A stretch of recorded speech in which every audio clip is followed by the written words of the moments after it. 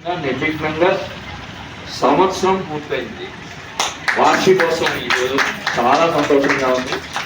మీ అందరికీ మనసారా కృతజ్ఞతలు. ఇట్లాగే మీరందరూ ఇక ముందు కూడా ఈ సహాయ సహకారాలు అందిస్తారని, ఈ పారాయణ కార్యక్రమం విష్ణు సహస్రనామం మనం ఈ రోగులు త్వరగా కోరుకోవాలి, వాటి క్షేమంగా ఇంటికి చేరాలి, వాళ్ళకి సంపూర్ణ ఆరోగ్యం సంపూర్ణ ఆయుష్ చేకూడాలని మనందరం కోరుకుంటూ ఈ విశ్వాసనామం పారాయణం ప్రతి శనివారం చేస్తున్నాం. గోవిందనామాలు ధన్వంతరి మంత్రం మనం చేస్తున్నాం. అయితే మరి మనం రోగుల కోసం చేస్తున్నాం. మనకు కూడా చిన్న ఇబ్బంది కూడా రావచ్చు. నాకు అప్పుడప్పుడు చిన్న చిన్న ఇబ్బందులు వస్తుండేవి.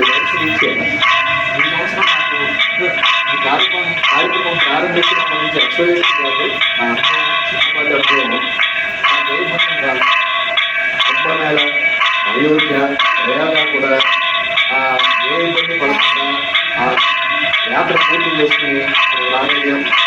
తర్వాత నేను ఒక 2-3 వారాలు ఈ యాత్ర సందర్భంగా ఇక్కడ రాకపోయినా కూడా ఇక్కడ ఉన్నవాళ్ళు వచ్చిన వాళ్ళు చక్కగా నిర్వహించారు. రవి గారు, మన అమ్మాయి పద్మ, తర్వాత రామలక్ష్మి గారు, ముఖామణి ఉమా, లలిత గారు, వీళ్ళందరూ కూడా వచ్చిన వాళ్ళు. వేదమణి, తర్వాత మన సునీత, జ్యోతి, వీళ్ళందరూ కూడా రంగనాయకులు గారు, వీళ్ళంతా జరిపించారు. ఈ 2-3 వారాలు కూడా మేము ఉన్నా లేకపోయినా కూడా చక్కగా అలవాటు పడ్డారు.